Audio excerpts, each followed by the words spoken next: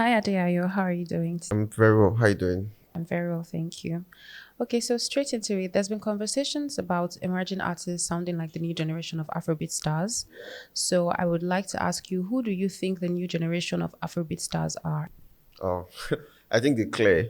I mean, this is not matter who do I think. I think like we know who the generation of stars are, but pretty much everyone from say 2019 to date to that 2019 to see, yeah, even as recent as Charlie Poppy, those are the new generation of stars, right? So so this would be your Rema, Omali, Fireboy, Benson, Bella Shmurda, Thames, Ira, Victoni, Fuse, Young John, even though they've been around for a while as producers, I mean, as artists, they are part of the new generation of stars. Um, even more recently, we've seen Ashake Shea vibes, Charlie Poppy, possibly Odumodu Black as well. I mean, it's part of the new generation of stars. Yeah, so Aluji, so there's a couple of them, right? And even Joe Boy as well. And some would even argue that CK is part of the generation. Even though CK has been around for a while, CK dropped his first single, I think, as far as DSP goes. Some would say CK is part of the new generation of stars, although CK has been around for a while. I think as far as DSP data goes, he dropped his single in 2016, dropped an EP in 2017. I think who the fuck is CK? Uh, that EP carries historical significance to Pulse because one of our OGs at Pulse is being guys laughing. Inspired the title of that EP. Yeah, so you guys who don't know about it, you guys should go and find out what happened between what Osagi said, and how it triggered MI, and what led to the who the fuck is Siki conversation, and how it became the title of his EP. I mean, Osagi is a huge Osagi has tormented some artists, and I mean, yes, what's crazy is inspired them to bring out the best in themselves. For example, in Redemption EP, Burna Boy, the intro it was Osage's voice. Yes, Osage talking and talking about how Burna Boy is talented. He's like super talented, but he doesn't have the temperament. It doesn't calm down. It doesn't have, it doesn't like exude the maturity that will bring him success and the work rate and stuff like that. But he's super talented, and if you can get it together, and Burna Boy felt like, oh, that's what's up, then he added it to the to the intro. Yeah, so back to what I was saying. Yeah, so CK dropped what the fuck is CK in 2017, and I think he had Container in 2018, Wig with Lambo 19, but like his breakout here was 2019 with the Boyfriend EP, CK Boyfriend EP, Love Wanted, and yeah, so for all intents and purposes, he can pass as part of the new school, alongside Sinoliski, like a couple of them, right? So these are the new generation of Afrobeat stars. So I'll tag the timeline from 2019 till, let's see, we're wrapping it up 2022. Yeah, so 19 22. I like to, like, let's say a 4 to 5 year gap there. So 2019 22. Those are the new generation of Afrobeat stars, right? And these are the people that emerging artists now, people that have been breaking out from say 2023, 2024. You get to see that they're sounding a lot like these people, like these persons. And like for this new generation of stars, your Rema, O'Malley, Fireboy, Benson, Joe Boy, I guess Shea Vibes, Fuse, all of them, they are like the superstars for the Gen Zs. When we were growing up, I'm not Gen Z, I don't know, possibly you're Gen Z. So well, when we were growing up, our own superstars was the class from say 2010 to like 2014. That's your Whiskey, Davido, Burna Boy, Olamide, Inyanya, Shontizu, Fino, Ice Prince, Tiwa Savage, Yemi Alade. Those are the people, Mo Cheddar, those are the people they were the young upcoming stars when we were teenagers, was 15, 16, 17 years. So I mean, if you're born in 1994, around 2011, when Whiskey dropped Superstar, you'd be, I think, 17 years old. Yeah, so that's like you as a teenager. That's someone you see that is young, is like 19, 20, making music, taking over the world, like just like he's blowing up, and you could relate to him because you're young, he's making music that captures that, that youthful vigor, and he is the definition of youthful swag, when he's wearing in, say, All Out Your Boy video, for example, he's wearing that t-shirt when that Ama Keep was still raining then, but I think it was just before then. He was wearing that t-shirt. I think was it P cap was still a thing then. carrot jean, the rosary. So those are our definition of swag. And when it was like toasting the girl, and then Sophia like yeah, shout out to her, yeah, and everything, it was producer is laughing. So good old days, yeah. So when it was like, when it was in the video, he was toasting the girl like she was the finest girl in class in the school. He had his school gang, Ice Prince, the Prince, Skills with their bicycle. So you as a teenager, that's your definition of cool, of swag. He embodied it, right? So for these Gen Zs, for people who say they're born 1998, 1999, 2000 till now, their own, especially people from 2000, their own stars would likely be people like Rema, Fireboy, because the young, you're 16, you're 17, you're 18, these are the people you could connect with, right? Gen Z, possibly Gen X too. That's what they call it, Gen X. Gen Z after Gen Z is Gen X. Yeah, I'm not sure. Yeah. Yeah, Gen Alpha. Gen Alpha, yeah. Shout out to Gen Alpha, man. So that's so but for the purpose of this conversation, the new generation of stars are those between 2019 to say 22. Yeah, from the first person, let's say we'll peg it at Ice Prince, Wizkid, Olamide, then Davido, till Charlie Poppy, Odumodu. Yeah, those two. So those are the new generation of stars. No, sorry, I said Ice Prince. Sorry, that was like that. From 15, that's Rema, Fireboy, and you said yes. You said Rema, Fireboy, Joe Boy, down to Charlie Poppy, and yeah, Odumodu Black. Yeah, those are the new generation of stars. Okay, so you've mentioned a couple of names in the new generation of Afrobeat stars. So who would you say amongst these people is the most influential of the new generation in the Nigerian soundscape? It's a lot of people will find this to be a very subjective, analysis, right? But I think there's still a bit of like really, really a solid argument can be made for Rema, and I don't think anyone would be able to dispute the fact that he is the most influential of the new generation, especially when it comes to the sonics of Afrobeat. In terms of how people make music, how we sing, how artists sing, how they sound. There's not an artist that has the impact of Rema since he broke into the mainstream in 2019. Like is the way the style he brought, that vibrancy he brought, where you wonder who's this kid sounding Indian, who's this kid rapping on like you doing Afrobeat rap style, like he's rapping pop rap and still doing like trap music and everything like that within the context of Afrobeat.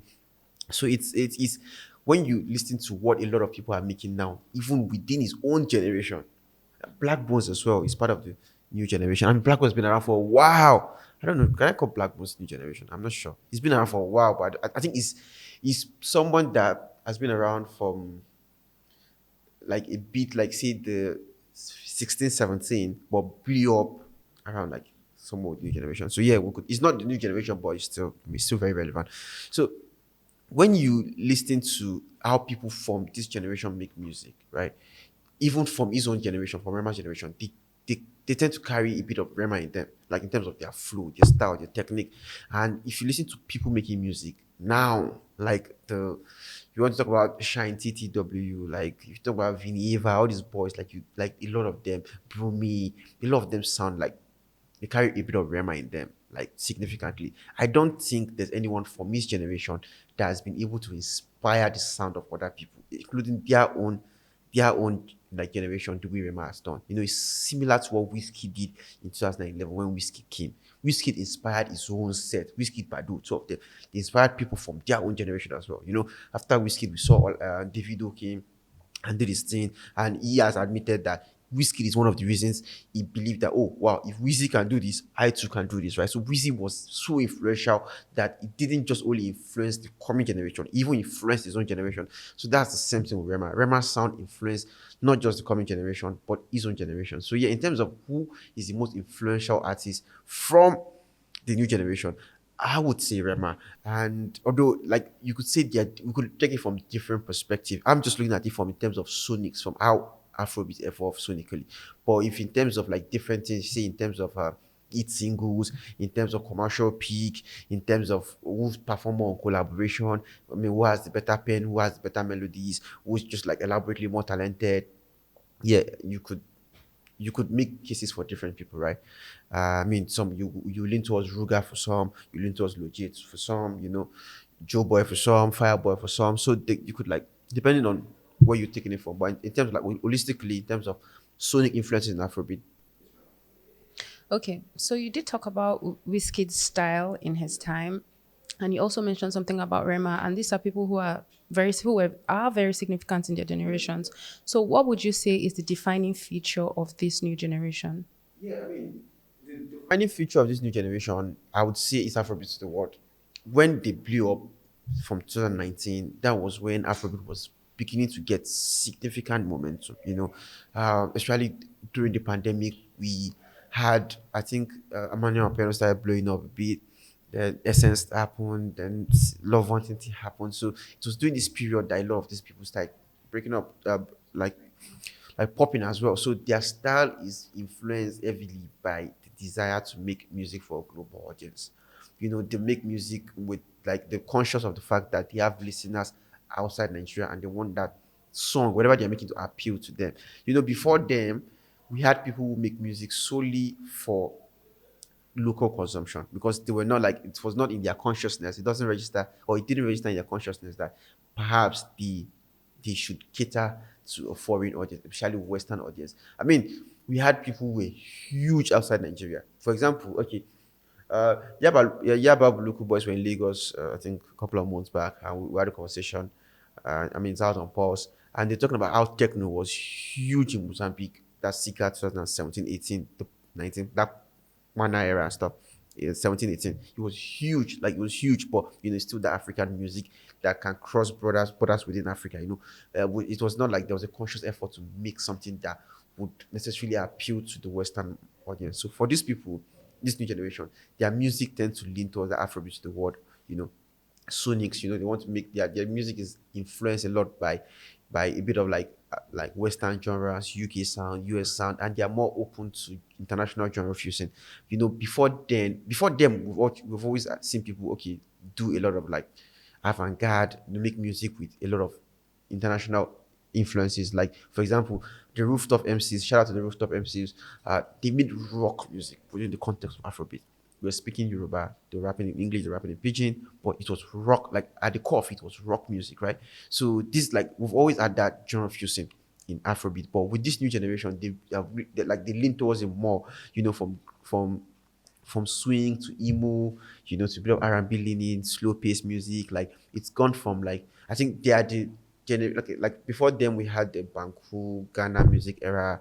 Then before those ones we had the pom pom sound as well. Then pom pom I think we had the Pangolo sound of Territory. So it's evolved. So during their time it was like I'll maybe call it Afrobeat the word sound where it's just like really mid tempo R&B is like solid R&B influence. It's not very fast. They want people to be able to sing along with it. There's also a bit of reduction in the use of local languages in the way they sing.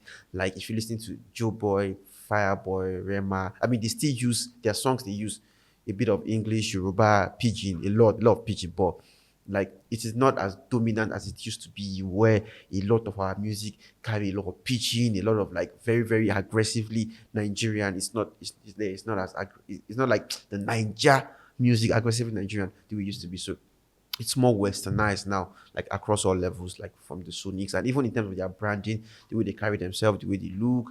Like I mean, it's always like everyone's going to be influenced by what is dominant in their generation, but I mean globally, and they're also influenced by early fashions of the 2000s, 1990s, like Y2K fashion. Also, everything about them just carries like it's just carry that intersection between Nigerian music and a global audience. So that's what they represent. So, what is the reason why a lot of these emerging artists are sounding like artists from the new generation?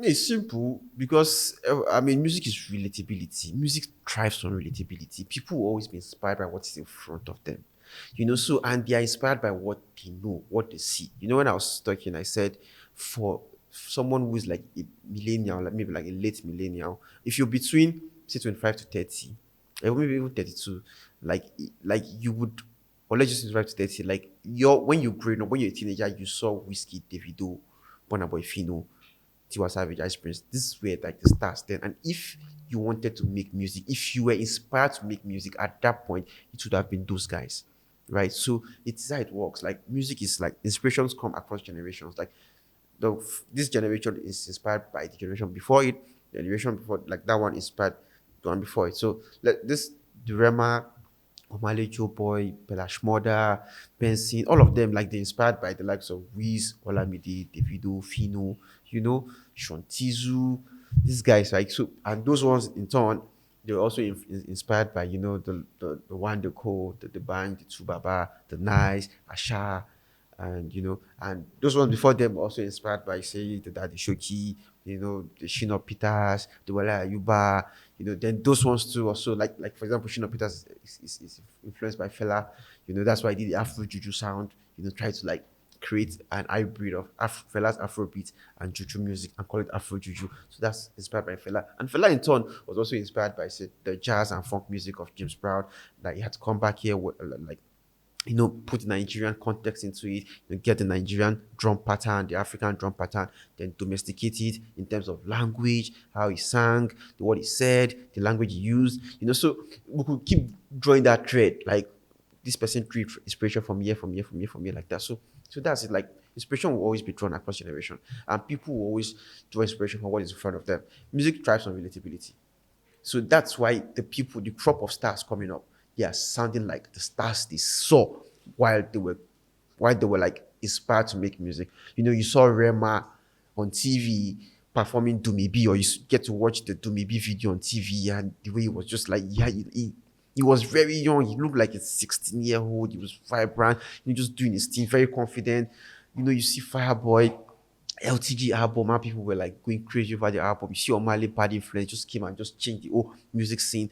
So like when you're 17, you're 18, and you see that happen, and you see that these guys are just like 2 years, 3 years older than I am, then you are inspired by them. Even significantly more so than you possibly inspired by, say, Davido or Whiskey or Olamide, because it's relatability. You could relate with them more. You understand? So that's it. Music is relatable, and it thrives on relatability on familiarity as well. And that's why, for example, a kid from Agege or Mushi is more likely to want to sound or to aspire to sound like an Ashake or Ishe vibes, because that is what he can relate to. That's what's familiar to him, like the language, the style, that core of Fuji and Akpala music there, that street identity, then that's a common denominator they share, and he can relate to that. And that's like familiarity. And if such an artist will make music, you're going to find that he's going to carry a bit of these people in them. He's going to carry a bit of Ashake or She vibes in him. The way Ashake also carry a bit of Bado and Nice in him. When the way he lays his flow, when you listen to Nice's congasso, the way Nice was flowing and weaving and just like doing pop rap there. If you listen to, say, a Palazzo, or a Peace Be Unto You by Ashake, you can draw a bit of parallel from it. Like, so it's people, music thrives on relatability, and you'll be inspired by what you can relate to. So there's that. And see, a kid from Port Harcourt now, see, from Transamadi in Port Harcourt, will be more inclined to sound like Omale, because that's what you can relate to. The stories Omale tell. Omale's vibrant use of pidgin English. The ethos in his, like the emotions in his melodies. It's like you could relate to it better if you know where it's coming from, right? So it is what it is. So that's why the generation, like these artists that are just coming up now, are tending to sound like these guys, because these are the people that relate to them. Yeah, and another factor that must be considered is like the fact that music has peaked. Like, it's almost impossible to make something new, like to create new kind of music that has never been heard before. You possibly have to come up with new instruments, play those, like, not just like new instruments, maybe because they maybe play the instrument existing in a way that has never been done before, find a new use for it or something like that. So it's almost difficult to do that. So it is almost inevitable not to sound like someone that is already making music, that or has already made music, right? So and that's why I said, like, if you whatever you want to make now, Afro funk, they've done it in the past, like in the 60s, people were making Afro funk in Biafra, right? So yeah, so and if you are going to sound like something that's been done before, or your music is going to sound like something existing, it is most likely to sound like the person in front of you. The artist that inspires you, the artist you can relate to, the artist that is familiar to you, and that's why a lot of these artists from the past 3 years are sounding like the stars, the new generation of stars like Rema, Ashake, She Vibes. If you look at She Vibes, he signed a couple of artists recently. A good number of them sound like him because they are heavily inspired by him. They look up to him to make music. When you know what they say? They say imitation is the highest form of flattery. Like, when you are inspired by someone, the first way to make music is by trying to be them. You mirror them. You try to sound like them. You try to do what they are doing, how they are doing it. So that's why you get to see the similarities a lot, because they are inspired by these artists, and in their approach to make music, they follow the same style, the same approach this artist follows, and that's why we're seeing what we're seeing now, and it's going to be more elaborate the more we see new artists trying to break into the industry. Okay, so that brings me to the last question, which is it a bad thing that these emerging artists are sounding like the new generation artists? Because while I agree that you tend to sound like people that you're inspired by, a lot of people would argue that you can be inspired by someone and not necessarily sound like them. Yeah, again, it's just it's just not really, it's not that straightforward in music, and not just Afrobeat alone, even in hip hop. Kanye West is inspired by Jay-Z. And when you listen to a couple of his albums, you get that he's trying to rap like Jay-Z. He had to learn how to rap. He was a producer who knew how to rap, but he wasn't the best rapper. You understand? So he needed to learn how to rap. And when you listen to Late Registration, especially Late Registration, where I think that's maybe his best rap project, where he was spazzing. He was like, you hear a bit of Jay-Z, a bit of Nas in it, because this is where the people, like, he understood it, that, like, the people most there from code, they understood it to learn how to rap. So when you're inspired by someone, you tend to follow the path the person follows. When you're inspired by Whiskey, that's why when these guys blew up, when they were coming to the industry, you hear a bit of Whiskey in them. When Fireboy dropped LTG, you could hear a bit of Whiskey superstar melodies in LTG. And what is distance? It was almost 2011, 2019, I think. That was like 8 years. And you could still draw a straight line to the music, because when someone inspires you, when you try to make music, you retain that part of them. It gets reduced over time, but it will be there. It will always be there. When you listen to Shine TTW, shout out Shine, just drop a new EP, you've chosen one. When you hear that EP, you are going to say, wow, this boy is like, is if Rema and Victoni had a baby, it's Shine. If Rema and Victoni had a baby, it's Shine. Like, and because these are the people he look up to like stars. Yes, these are people that inspires him. So he tends to borrow from them. So is it a bad thing? No. I don't think it's a bad thing. As I said, imitation is the highest form of flattery. It is inevitable that you will not sound like someone that inspires you. It's about striking a balance, and finding a piece of yourself that is true to you and that sets you apart. Like, everyone from the new generation of stars, they have something that distinguishes them and makes their music to be easily recognizable and say, okay, this is this person. Although it sounds like this person, this is this person. Let me just use like the most, if you actually the easiest one example to grasp this is, let's say, Shay Vibes and Ashake. Now, Shay Vibes and Ashake fans, you guys shouldn't go fucking stupid and start misquoting what I'm trying to do here. But when Shay Vibes dropped Chance in 2022, that's tell them, may they give me chance. It was a mirror of an Ashake's organized. Every other day I organize. So now Ashake was on an ascension because he had brought something new to Amapiano in Nigeria. He brought this vibrant Fuji flow into it. He was flowing like a rapper. He was using Fuji technique. He was using crazy one-liners. Just really, really flamboyant, right? And Shave has been around for a while too, and he used that style to create Chance, and it altered his career, and he blew up. Chance blew up and got him mainstream success, right? But what has allowed Shay Vibes to be Shay Vibes is because he has a style that is unique to him, and that's how he uses Aquala. Like, when you listen to Shay Vibes, you could tell that, okay, this is someone who is inspired by the music of like Musili Shola, Haruna Shola, Yusuf Olatuji, these are Aquala legends, right?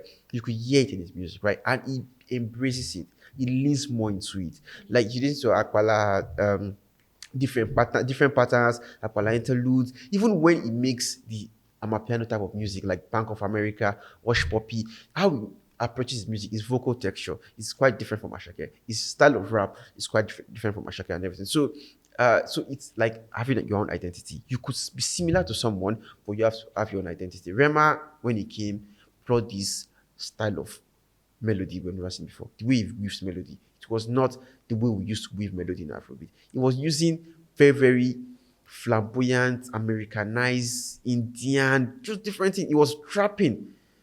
This is that why like he was singing trap and he was doing it Afrobeat context. It was new. When Joe Boy came, Joe Boy was singing like really, really crazy. Like he was doing like Afrobeat, mid pop, mid R&B stuff. Like Fireboy had his own too, right? You could tell them apart. When Omale came, Omale's melodies, the way it evokes emotion, like the way like this, it evokes the sensibilities in you when you listen to the way he sings, right? And his vibrant use of pidgin. I don't think there's anybody in Nigerian music, and this is just me, that uses pidgin English the way Omale can use pidgin English. And maybe because he's Port Harcourt boy, Omale knows how to use pidgin English to paint pictures. Like he can do it with pidgin, he can do it with English. Like so, the way he writes, the way he, like delivers a song. There's Benson. You know, Benson's superpower is his delivery. There's a way he's going to sing. There's a way he's going to approach the song. His mid-tempo flow. You know the way he goes. Then the way he writes a song. He knows how to write, and he likes to flaunt that, right? And then there's C. Bella Shmoda now, the Fuji vocal texture, the way he approaches the song with the street vibes, you know, the way he tells the story and stuff, the way he uses Yoruba and stuff like that. So there's always something particular to every artist. I mean, from Ashake, even the guys that are like, let's say, let me call them the last stars from the new generation. That's Charlie Poppy and Odumodu Black. I mean, yeah, the one I like. After them, I shut the door. Those are like the generation from 2019 to 2022, right? Charlie Poppy brought something new. That Benin Pidgin English style, you know, the slang. Then Odumodu brought that aggression, that hip hop aggression, that I go dagger bro.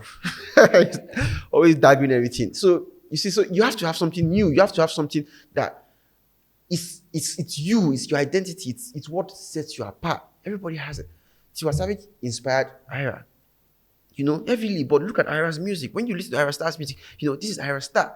The way she can, I mean, she reminds me of Tiwa in the way she can make music that can compete with men. Like Ira can make music that, okay, it's a bit girly, but when Ira wants to drop Lamba, like Lamba for Lamba, Ira can go toe to toe with any man. Ira sings it like they give me Jack Pata, like in the jazzy song, like the way she writes her song, the way she approaches her song, like you know that there's this, she knows how to mode pidgin, mode Lamba, you understand, right? And that's different from her and say Thames. Thames struggles with pidgin English. Thames cannot speak any local Nigerian language, but she knows how to write. She knows how to, like, her melody is cathartic. Like this is becoming like an academic discourse, and I didn't intend for it to be that. Like it's cathartic. The way she sings, like like there's a burst of emotion when Thames sings. Like it's like she's holding emotions back and she's just pulling them out. And that's why a lot of her stuff are freestyle, because they're very powerful. Like it's a burst of emotion. Like that's why she doesn't conform with the normal melodies of R&B, pop, and stuff like that, because she's just bursting with emotions. She just wants to let it out and everything, right? And that's the way she conveys her thoughts. Like it's always reconcilable with the writing. Then there's Ruga, like the way Ruga uses R&B, the way he can do dancehall. Like you know, okay, this guy, there's nothing he cannot do. Then there's the way he writes. You know, like this is Ruga. Like if Ruga should write for someone else, you know, okay, this is Ruga writing for someone else. So everybody has their thing. Ajebola has their own. Then there's Loji. Like I think that's like when it comes to melodies in Nigerian music, I don't think there's anyone that comes close to him. Ability to mold melody across whatever beat you bring for him, right? So you have to have something. Everyone has theirs. And even though you can see all of you, this new generation, all of you, you are inspired by Wizkid, Olamide, Burna Boy, Davido, Fino, what have you, right? We could, like, they all inspired by them. Or to just sum it up, you are all inspired by Superstar, Wizkid Superstar, right? They still have their own identity, right? So that's it. You have to have your own identity. But at the end of the day, it's not a bad thing. It's not a bad thing. And I think the more you grow, the more these artists go, the more they'll be able to win off this and find themselves. The more they'll be able to win off this part of them that leans towards an artist that inspires them, and they'll be able to find themselves. I think it's not really, I get where a lot of, like, maybe the criticism is coming from, where I feel like, oh, you sound too much like this person. I don't like it myself. On Twitter, I think a couple of months back, there's this song that was played. Someone posted a song like that, and the guy sounded so much like Young John. The song sounded like it didn't, like a song that didn't make Young John's album. And I said, this, like, there's no identity. This, you're just like, you're practically just duplicating Young John's style and making something of it. It's not good enough. Find something, like, find your way. Look at Amapiano. Okay, we've had Amapiano for a while before Ashake came. Ashake came and we defined it. brought that vibrancy, that Fuji, that flow, that hip hop touch to it, that hip hop flow, that Fuji touch to it, and it changed everything. It changed everything. She Vibe saw it. Okay, that's what's up. He went that way too, did his own, and everyone started leaning towards that style to get it hit. Even when Charlie Poppy did his own, he used Amapiano and brought the Benin heritage into it. Right, so everybody was adding something fresh to it. It might not be entirely new, but it's fresh. Yeah, it's refined, it's fresh. You touched it, and it becomes yours. You have to find something that is yours and add it to whatever you're adding, whatever like music you lean towards, right? So, and that's what makes Odumodu special. Odumodu has found something that is truly him, that hyper masculine aggression. Like that's why I was having a conversation. Okay, let me just that's between me and him. But anyways, like that hyper masculine aggression, right? That's what defines Odumodu's rap style. Like that's why even though he's rapping, say in an Olufumi that is R&B, and when you listen to the old version, like the original version, the rapper there was really, really chilled, was just like talking to the girl, sweet talking her. My guy went there with aggression, blah blah blah, called by bulala, this thing, like, you understand? Like, because that's who he is, very, very aggressive. And like I think that's what hip hop has missed for a while. I mean, the people that have been holding it down for hip hop in a while now are people like, aside from like the indigenous rappers, the Zlatan, who has like Badu, I mean, the King, who has been able to like add that cultural touch to it. The guys maybe speaking English a bit, like the to not like, some of them have not been able to like find that unique touch, that what defines them. The people that have been able to find what defines them, like Psycho YP with the whole, avant-garde or soft cool boy style, and Odumodu Black with your aggression. They've been able to like captivate listeners to an extent. And then there's Ajibos Last, who's like using pidgin and everything like that. So at the end of the day, you just have to find something that defines your music, that defines you, defines who you are, captures who you are, and sets you apart. And the more these guys go, the more we'll be able to see them do it. So, like to conclude, I think it's a good thing. I don't think it's bad. I think it's a good thing. I think it shows continuity in Afrobeat. It shows upward mobility. It shows that if Wande Cole was able to inspire Wizkid, and Wizkid was able to inspire Omale, Rema, Fireboy, Joe Boy, and then Joe Boy, Fireboy, Benson and Co. Now they're also inspiring these guys before they, like coming next. And so it shows upward mobility. It shows that the sound is evolving. It shows that we have stars whose music, whose success are capable of inspiring the next generation. And in the next 5-6 years, these guys coming up soon, they should and they would also inspire someone like the generation coming after them. And that's just like the beauty of music. And that's how it will keep going. Yeah. And that's Wax Only.